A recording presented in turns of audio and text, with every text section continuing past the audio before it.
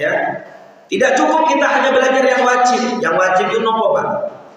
Misalnya sholat, puasa, Ramadan, menunaikan zakat, menunaikan ibadah haji jika sudah mampu. Ini yang wajib. Tapi apakah ini cukup? Tentu tidak cukup, sangat tidak cukup. Karena di sana ada banyak larangan. Kita harus tahu bagaimana hukum minum minuman keras, bagaimana hukum bermuamalah dengan riba, bagaimana menghardik kedua orang tua, bagaimana hukum menzalimi orang lain, bagaimana hukum mencuri. Banyak sekali teman-teman. Maka dalam kesempatan ini kita tidak cukup hanya tahu sebatas ahlus sunnah wal jamaah. Bagaimana ahlus sunnah wal jamaah? Nah, jangan-jangan kita nggak tahu itu apa ahlus sunnah wal jamaah, ya kan? Apa tuh ahli sunnah? Kalau kita singkat apa Pak? Aswaja, ya, aswaja ahli sunnah wal jamaah. Padahal banyak orang ngaku kami ahli sunnah wal jamaah, kami dari ahli sunnah wal jamaah. Apa toh ahli sunnah wal jamaah? Apakah ahli sunnah wal jamaah hanya khusus organisasi tertentu? Apakah tidak? Apakah setiap orang berhak mengklaim ahli sunnah wal jamaah? Jawabannya tidak lain dan tidak bukan. Ahli sunnah wal jamaah itu sebuah komunitas, ya, ciri yang tidak ada, yang tidak dikhususkan untuk organisasi tertentu. Namun tolong perhatikan, Syekh Utsaimin menjelaskan ahlus sunnah, orang yang ahli mengikuti sunnah, gitu ya. Sunnah itu apa Pak? Hadis Nabi Muhammad SAW. Ahli sunnah, orang yang ahli mengamalkan, berpegang teguh, menjadikan hujjah sabda baginda Rasulullah SAW. Apakah cukup ahli sunnah? Tentu tidak cukup, karena tidak akan kuat dia. Tapi pun perlu wal jamaah. Apa jamaah? Ini loh jamaah. Banyak orang. Mengapa dikatakan ahli sunnah kata Syekh Utsaimin? Li'annahum yatamassikuna bi sunnati Rasulillah. Wa yusamma al-jamaah li'annahum yajtami'una 'ala nusri sunnati Rasulillah sallallahu alaihi wasallam. Dinamakan ahli sunnah karena mereka mengamalkan sunnah Nabi Muhammad sallallahu alaihi wasallam. Mereka berpegang teguh pada sunnah Nabi Muhammad sallallahu alaihi wasallam. Maka ada kan kelompok-kelompok yang nggak mau mengkaji sunnah Nabi. Wes pokoknya aku nih Quran, ya bang. Makanya saya kembali pada Quran, hadis, mikirnya hadis, nggak pakai main hadis-hadisan. Saya pokoknya Quran. Kalau udah berasal dari Quran pasti tidak salah. Ucapan dia benar tapi salah. Ucapan dia benar tapi salah. Benar, semua sesuatu ada dalam Quran, tapi salah. Tidak semua sesuatu dijabarkan secara terperinci dalam Quran. Coba saya mau tanya pada para hadirin sekalian. Ini biar membuka. Siapapun yang tidak mau mempelajari sunnah Nabi, hanya berpegang teguh dengan Quran, pasti tersesat. Coba contohnya. Jumlah sholat dalam Quran ada berapa? Ada. Aqimis sholat liduluki syamsi ila wasaqil laili wa qur'anan fajri. 3. Jumlah sholat dalam Quran ada 3. Di NTT, Nusa Tenggara Timur, ada kelompok orang, ya, yang kelompok orang itu mengamalkan ayat ini. Sholatnya pagi, siang, sore, subuh, zuhur, dan maghrib. Sholatnya subuh, zuhur, maghrib. Quran al-fajr ini subuh. Aqimis sholat liduluki syamsi, ya, subuh. Ila wasaqil laili wa Quran al-fajr. Masya Allah. Sholatnya cuma 3 rakaat. Bayangkan, kalau pakai hadis, sholatnya 3 rakaat. Yang kedua, bagaimana cara kita melaksanakan sholat 5 waktu? Ada nggak dalam Quran? Jangan pernah baca nggak dari An-Naba sampai An-Nas tuntunan sholat sesuai Al-Quran? Ada nggak? Nggak ada dalam Quran. Cuma disebutkan sholat, ya benar, dan sholatnya cuma 3 kali. Cuma menyebutkan pagi, siang, sore, pagi, siang, malam, gitu. Cuma 3. Dan tata caranya juga nggak disebutkan. Maka para hadirin, salah besar kalau ada ikhwan, saudara-saudari kita hanya mengkaji Quran semata, tanpa menggunakan hadis. Akan banyak hukum-hukum yang dijelaskan secara global dalam Al-Quran, namun tidak dijelaskan secara terperinci. Maka itu akan jadi kacau bagaimana cara penerapannya. Coba semua tanya, bagaimana cara membayar zakat? Quran hanya bicara khudh min amwalihim shadaqatan tutahhiruhum wa tuzakkihim biha. Ambillah zakat yang akan mensucikan mereka. Nah, berapa ukuran zakat? Yang menjelaskan Quran atau sunnah? Bohong. Kalau ada orang, aku gak butuh sunnah, aku cuma butuhnya Quran. Quran pasti benar. Iya benar, Quran pasti benar. Tapi pemahaman dia tidak akan lengkap tentang Islam. Boleh gak zakat diambil 50%? Ya tidak boleh. Ku pencurian, Bu. Sisanya itu pencurian. Maka yang menentukan itu semua adalah hadis Nabi Muhammad SAW. Maka sabda Nabi Muhammad SAW, taraktu fikum amroin ma in tamassaktum bihima lam tadillu abadan, kitabullah wa sunnati rasulillah. Pasti itu ada. Saya tinggalkan kepada kalian dua hal. Kalau kalian berpegang teguh dengan dua hal, maka kalian tidak akan pernah tersesat dan tidak akan tersesat. Lam tadillu abadan, selamanya pasti selalu berada di jalan yang benar. Yang pertama apa? Kitabullah. Kitabullah itu Al-Quran. Yang kedua wa sunnati Rasulullah SAW. Kembali pada tema kita.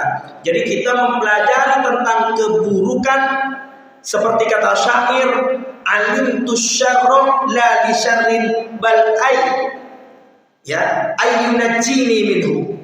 Saya, kata salah seorang syair, orang yang ahli syair, mempelajari atau mengetahui tentang keburukan bukan untuk saya amalkan keburukan itu, tapi untuk menyelamatkan diri saya dari keburukan itu. Sederhananya begini, kita takut buaya apa tidak? Takut. Takut buaya nanti disantap, dimakan buaya, digigit buaya. Kita sangat takut. Namun kita gak paham buaya itu kayak apa, bahaya apa enggak? Kita cuma tahu namanya, kalau buaya itu bahaya, tapi kita gak paham buaya itu kayak apa. Ketemu cicak, lari panjenengan, dikira buaya. Ketemu kadal, lari, dikira buaya. Ketemu kambing, lari, dikira buaya. Pas ketemu buaya beneran, dikira aman. Nah, ini pentingnya kita belajar tentang keburukan agar bisa mengenali keburukan, tidak hanya mengenali kebaikan. Tapi Islam itu hanya terdiri dari mengamalkan kebaikan dan meninggalkan keburukan. Jangan dirubah. Islam itu pasti terdiri dari itu. Perintah melakukan kebaikan, perintah meninggalkan keburukan. Maka dalam kesempatan ini kita akan membahas, kita sedikit mengkaji tentang Syiah. Tujuannya biar kita tidak lain dan tidak bukan biar kita masuk Syiah aja, tidak. Gak ada tujuan itu. Tapi dengan cara kita mengenal Syiah, maka kita akan lebih waspada. Teman-teman sekalian rahmatullahi Allah, kita cari penghancur Islam ya. Ada yang pertama Syiah. Ini menghancurkan Islam dari dalam. Nih Yahudi, Nasrani, Buddha, Konghucu jangan tanya. Itu sudah kita bisa melihat dia memang faktor outsider, orang luar dia. Dia mau ngomong tentang Islam, tapi dia posisinya bukan orang Islam, aman. Semua orang tahu kan begitu. Wah tuh orang Hindu ngomong tentang Islam nggak benar, wajar karena dia orang Hindu. Tapi insidernya itu yang bahaya. Kalau yang bicara tentang Islam adalah orang Islam sendiri, namun pembicaraannya tidak sesuai dengan ajaran Islam, itu yang akan menjadi bahaya bagi kita semua. Maka yang pertama orang Syiah, ya orang Syiah. Orang Syiah ini tentu sangat berbahaya karena banyak orang Islam di seluruh dunia ini menganggap Syiah itu masih bagian dari orang Islam. Hanya seperti ya NU, Muhammadiyah, begitu Pak. Hanya seperti mazhab Syafi'i dan Hambali, Hanafi, hanya sebatas itu. Kemudian ada juga sekuler. Ya sekuler. Sekuler itu apa? Memisahkan antara negara dengan agama. Jadi kalau udah masuk negara, masuk di pemerintahan, tidak boleh bawa-bawa agama di situ. Yang lebih dominan adalah aturan pemerintah. Seperti kita ini kan negara sekuler, kita negara sekuler. Ya banyak, Turki negara sekuler, Yordan negara sekuler, banyak ya, Libanon dan yang lainnya negara sekuler. Itu orang sekuler ini banyak orang Islam juga di dalamnya. Orang Indonesia mayoritas orang apa Pak? Islam kan, tapi menganut madhab sekuler. Kemudian ada pluralis. Apa itu pluralis? Pluralis ini menganggap semua ajaran, semua agama baik, mengajarkan kebaikan. Jika diikuti yang mana aja itu pasti memasukkan pelakunya ke dalam surga Allah Subhanahu wa ta'ala. Itu pluralis itu. Saking toleransinya sampai begitu, ya. Ya, toleransinya itu diartikan begitu. Yahudi yo baik, yang penting jangan bunuh orang itu. Nasrani pasti ajarannya baik, Hindu, Konghucu, Hindu, Buddha baik semua. Pokoknya ikuti agama-agama itu, amalkan yang baik-baik, pasti nyuruh kebaikan, pasti masuk surga. Itu apa nanti? Pluralis. Padahal Allah mengatakan inna dina indallahil Islam. Jelas. Kita tidak boleh mengatakan itu semua baik gitu. Kita hidup baik, bersosialisasi yang baik, bermasyarakat yang baik, menjadikan tetangga yang baik bagi mereka non-Islam itu khair, tidak ada masalah. Urusan dunia kita baik. Namun urusan akidah tidak boleh kita menganggap semua agama sama. Semua agama pasti salah kecuali satu yang benar, yakni Islam. Pluralis tidak demikian. Syiah sekuler pluralis. Berikutnya liberal. Apa itu liberal? Liberal ini zindik. Ya, orang zindik. Apa itu zindik? Tahu zindik Pak? Zindik itu kebalikannya munafik. Kebalikannya munafik. Kalau munafik gimana? Menampakkan kebaikannya, menyembunyikan keburukannya. Itu munafik. Kalau zindik kebalikannya, bahasa kerennya sekarang liberal. Islam liberal. Himpunan mahasiswa Muhammadiyah liberal. Ya. NU liberal. Akhirnya NU ada garis lurus, garis bengkok yang masih liberal ini. Udah biasa ini, orang udah gak kaku lagi. Mereka udah bangga, kami Islam liberal. Apa itu liberal? Liberal atau bahasa kunonya, bahasa dulunya zindik yang dikenal para ulama, kebalikannya munafik. Menampakkan kekufurannya dan menyembunyikan kebenaran. Lebih bahaya mana Pak? Munafik atau liberal? Dulu zaman Nabi yang paling bahaya itu orang munafik. Kenapa? Karena dia akhirnya sama dengan orang Islam, kan begitu. Orang Islam sholat dia ikut sholat, orang Islam zakat dia ikut zakat, orang Islam ke masjid dia ikut ke masjid.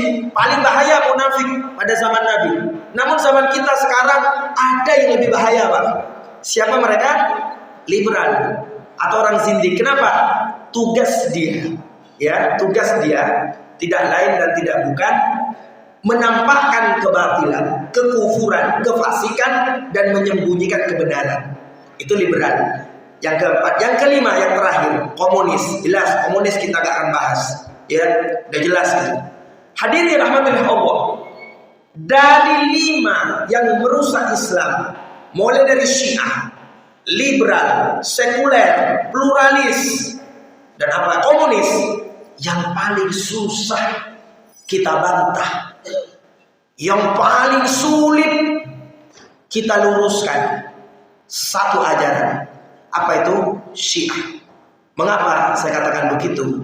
Karena Syiah ini sejarah perjalanannya hampir sejajar keberadaannya dengan Islam. Ya, maka kitab-kitab Syiah, kalau panjenengan bisa baca bahasa Arab, puluhan ribu kitab Syiah. Orang Islam punya hadis Sahih Bukhari, mereka punya hadis Biharul Anwar setara dengan Sahih Bukhari. Orang Islam punya kitab tafsir sekian banyak, Syiah punya kitab tafsir sekian banyak. hadis sekian banyak, mereka punya hadis tandingan sekian banyak. Orang Islam punya madhab fikih sekian banyak, mereka punya madhab fikih. Orang Islam punya usul, mereka punya usul. Orang Islam punya mantik, punya belawak, mereka punya ini semua.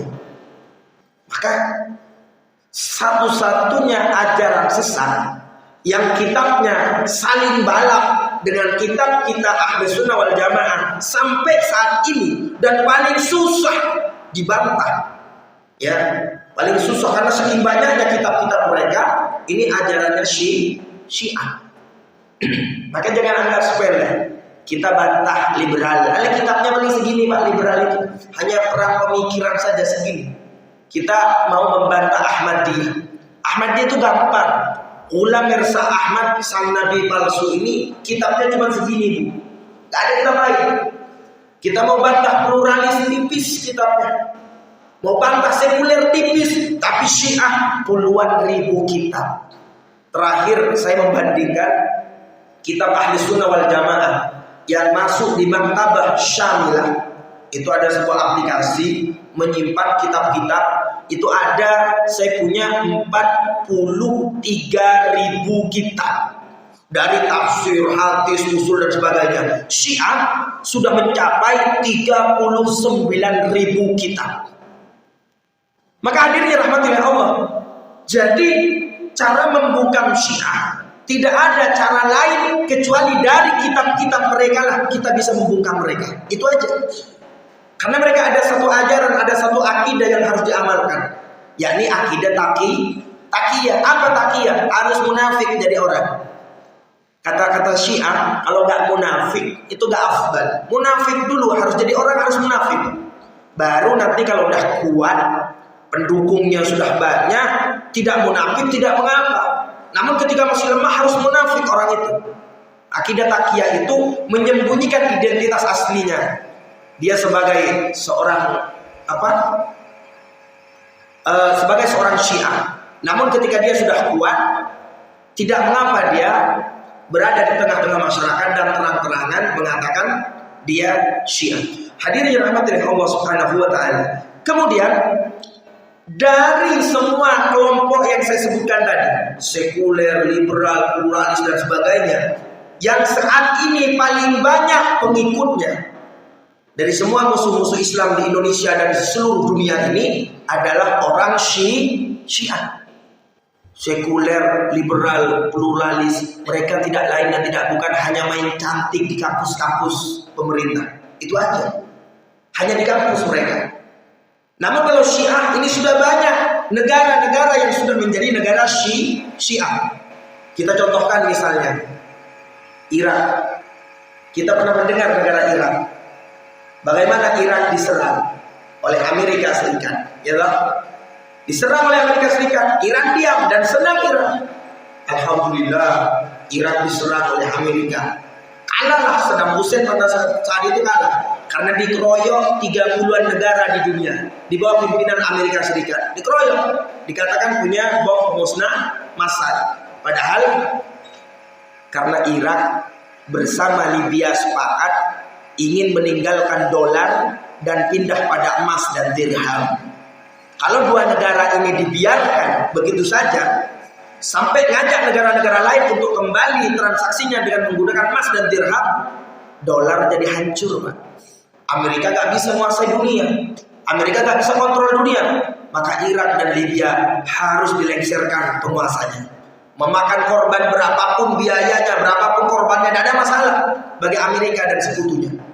Benar, diadakan operasi militer sangat besar, lalu Saddam Hussein dan pasukannya kalah karena mereka diperangi oleh Amerika dan sekutunya. Bahkan banyak orang Islam yang ikut serta bersama Amerika.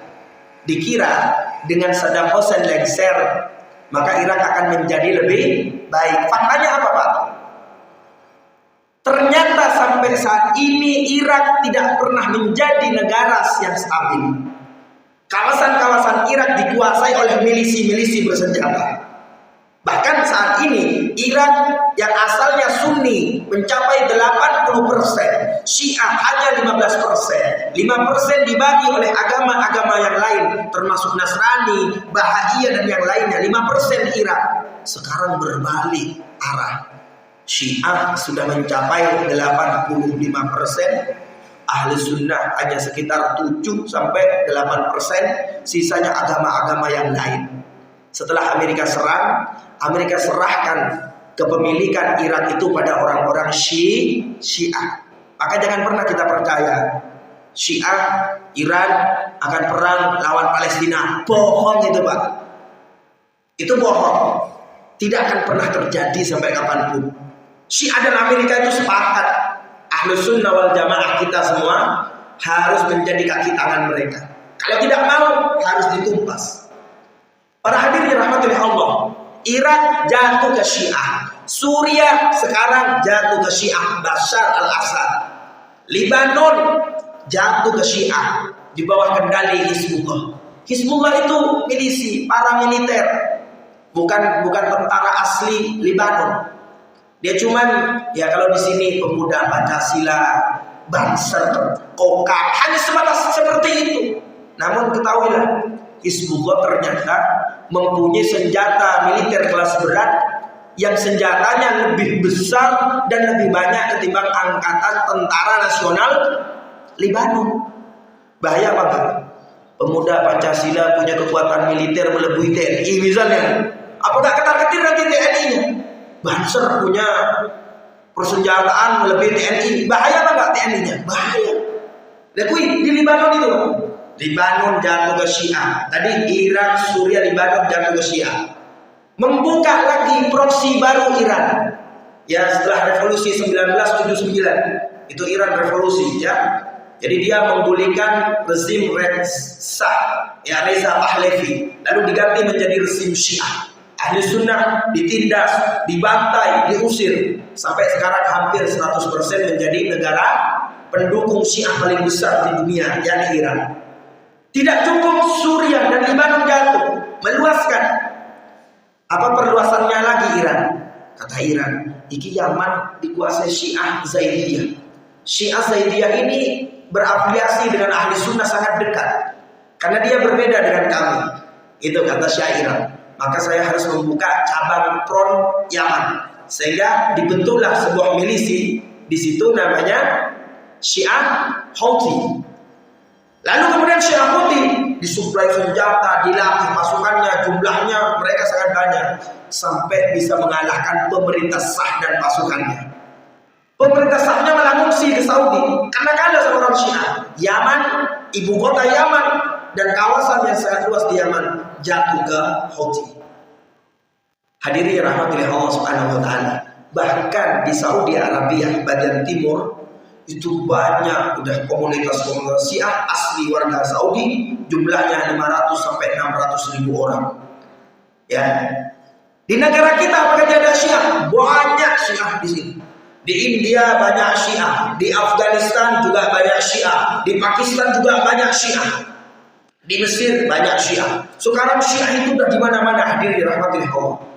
Di Indonesia itu udah besar, ibu-ibu sekalian. Kalau panjenengan buka internet, mencari data-data yayasan, Syiah itu punya 300-an sampai 400 yayasan.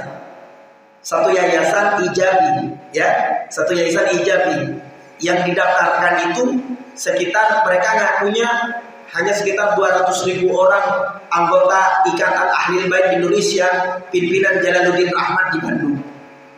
Ternyata kata intelijen Indonesia, Badan Intelijen Negara Indonesia atau yang dikenal dengan BIN, Ijabi ini bukan hanya beranggota 250 ribu, tapi sudah 2-3 juta anggotanya. Gitu ya. Jadi BIN itu ngerti, ini berapa anggotanya, ini berapa, perkiraannya ini berapa. Udah sangat besar, itu satu organisasi, satu yayasan. Para hadirin rahmatullahi Allah Subhanahu wa taala, memang sangat bahaya Syiah. Maka Shalihuddin Al-Ayyubi rahimahullah, sebelum beliau menyerang Palestina yang saat itu dikuasai oleh orang-orang Romawi, yang dilakukan oleh Shalihuddin Al-Ayyubi menggalang kekuatan, menghimpun kekuatan sambil membina rakyat, mendakwai kaum muslimin.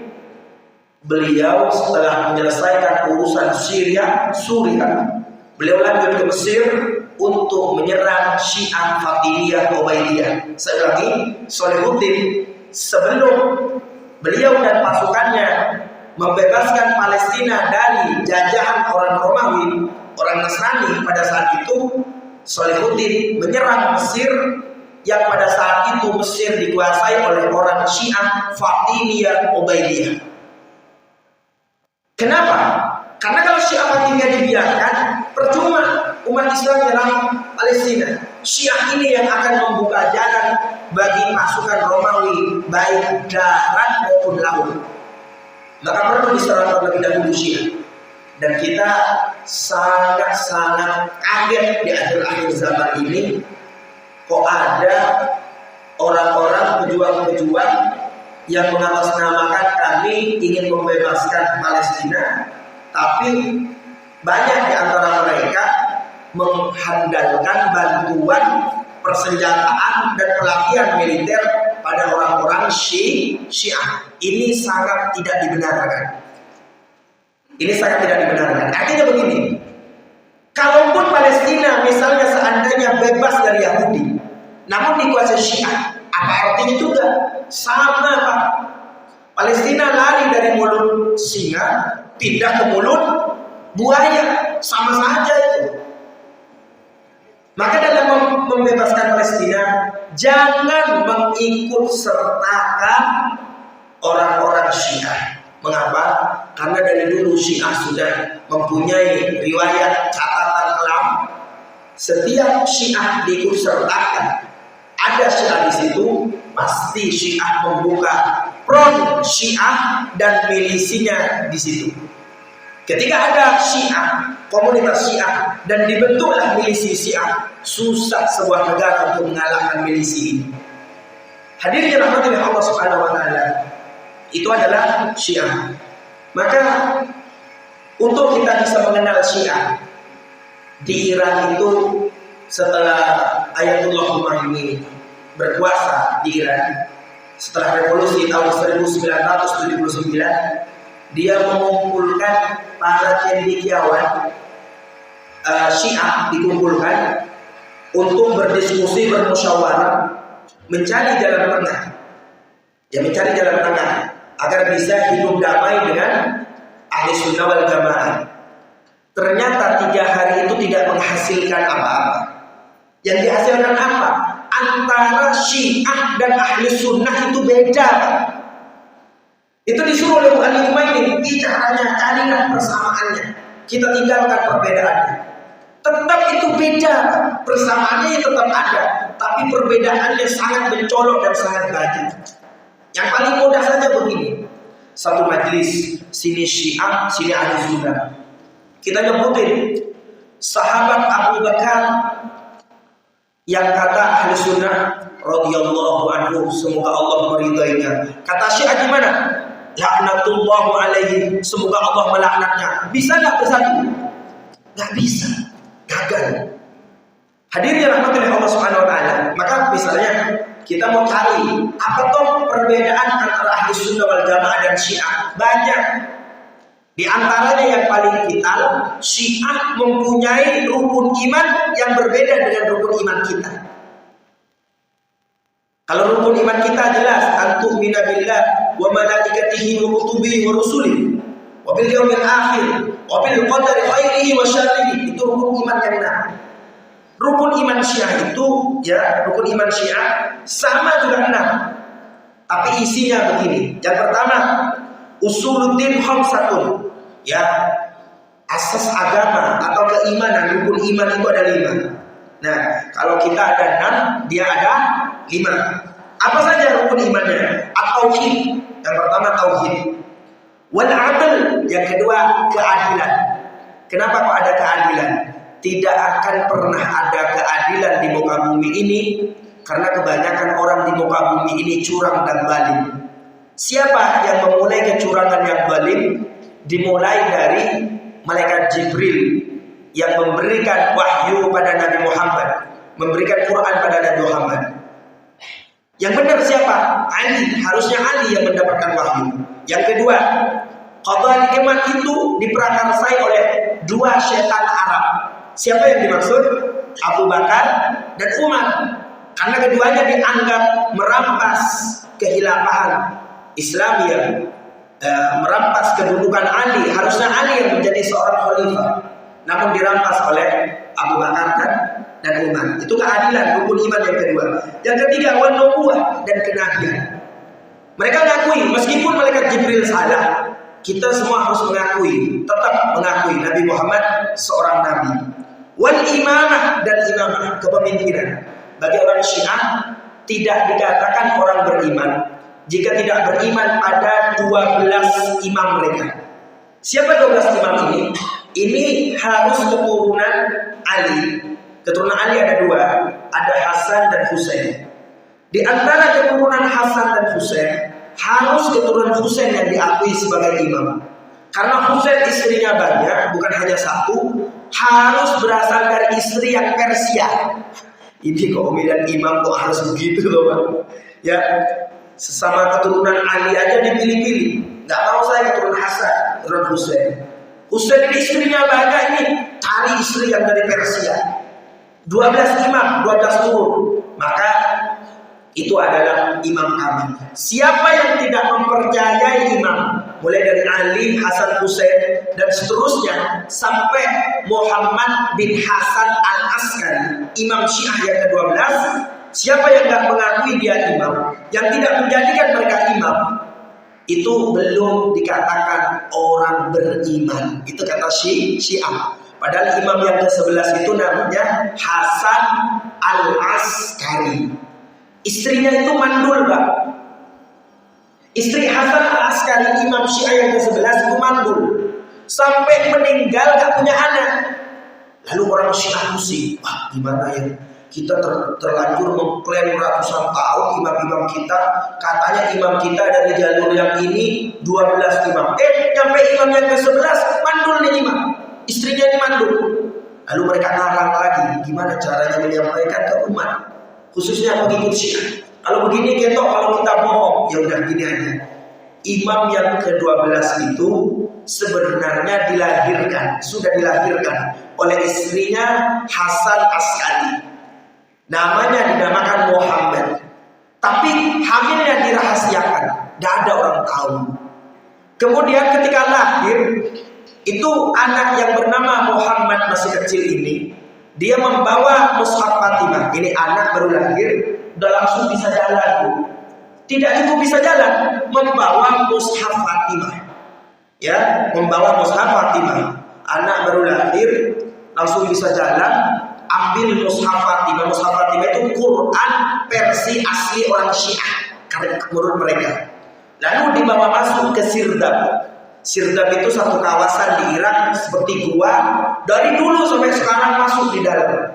Dan nanti keluar, kalau orang-orang Syiah sudah kuat, nanti ini keluar Muhammad bin Hasan al-Askari, karena dia adalah Imam Mahdi. Menurut orang Syiah, ini kan ngamusi semua. Masa orang baru lahir langsung bisa jalan, langsung bawa Al-Quran, langsung lari ke gua, nggak ada pembantunya yang nguapin, nggak ada. Sampai sekarang nggak keluar-keluar di Sirdab Irak. Ini hadirin rahmatullah Allah.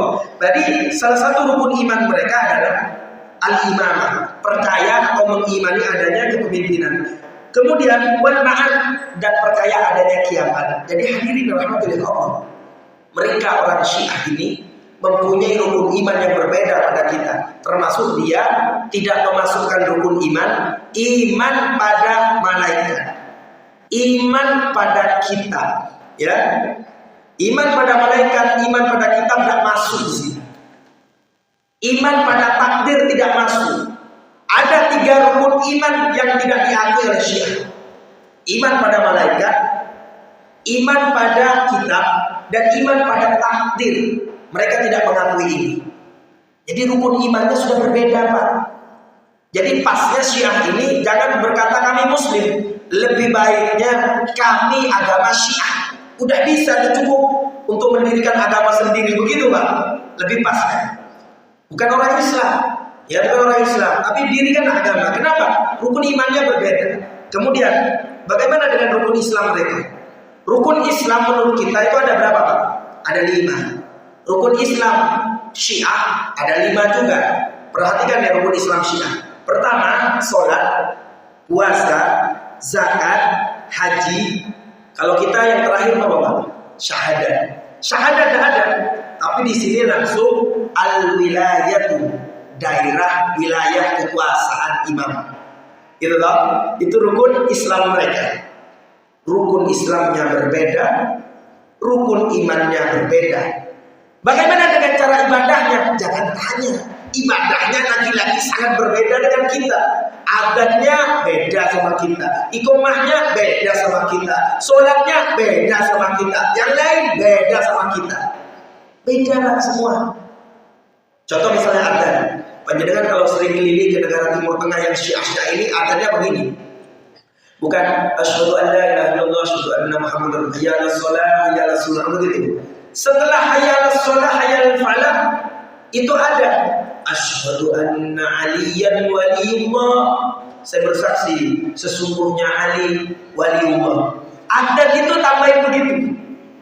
Syahadatnya sih gimana? Kalau kita ada orang mau masuk Islam, ayo Pak bersyahadat asyhadu an la ilaha illallah wa asyhadu anna muhammadar rasulullah. Itu syahadat kita.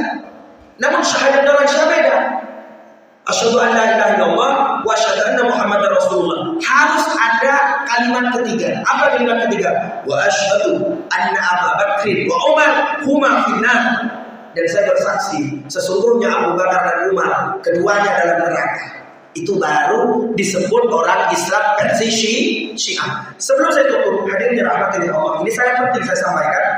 Syiah saat ini mencari popularitas terkenal biar bisa mengembangkan madhabnya, bisa meluaskan kelompoknya, bisa menguasai satu daerah dengan 2 cara yang paling handal.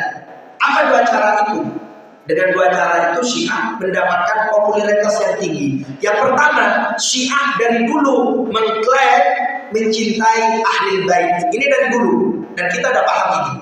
Terus kemudian yang kedua, yang gak kalah lebih penting, Syiah mengklaim dirinya adalah pembela, pendukung dan pencinta Palestina, Masjidil Aqsa. Ingat itu, Pak.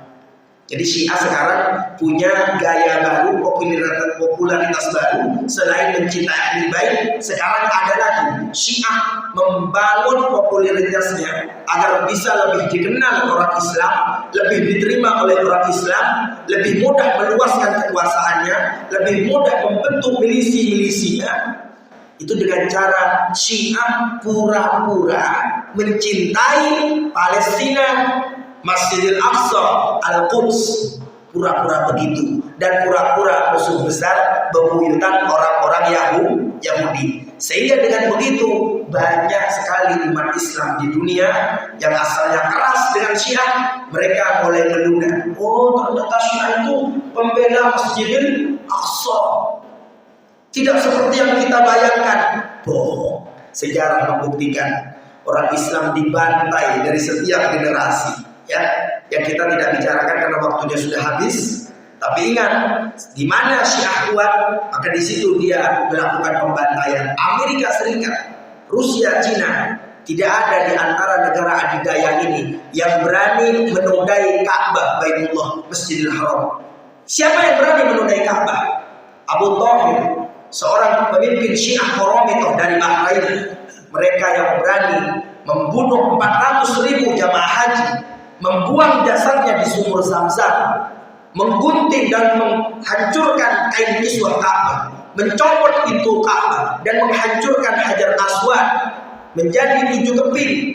Mereka bawa pulang ke Bahrain 22 tahun Ka'bah tanpa Hajar Aswad. Siapa yang berani melakukan? Syiah. Para hadirin rahmatillah Allah Subhanahu wa taala, itulah 2 cara popularitas menaikkan ratingnya Syiah di muka bumi agar orang Islam banyak simpati pada mereka dengan cara mengklaim mereka pecinta ahli bait. Yang kedua, mereka mengklaim mereka pejuang pembebas Masjidil Aqsa dari tangan-tangan Yahudi. Itu semua bohong, ya. Jangan keluar bebas dari Yahudi, jatuh ke Syiah sama saja. Keluar dari mulut buaya, pergi ke mulut singa sama. Maka saya sarankan kepada para hadirin sekalian dan siapapun itu tidak boleh melibatkan Syiah dalam memperjuangkan kebebasan Masjidil Aqsa atau Palestina. Wallahul muwaffiq ila sabilir rasyad. Wallahu a'lam bishawab. Sebelum saya tutup, mungkin ada pertanyaan, saya persilahkan.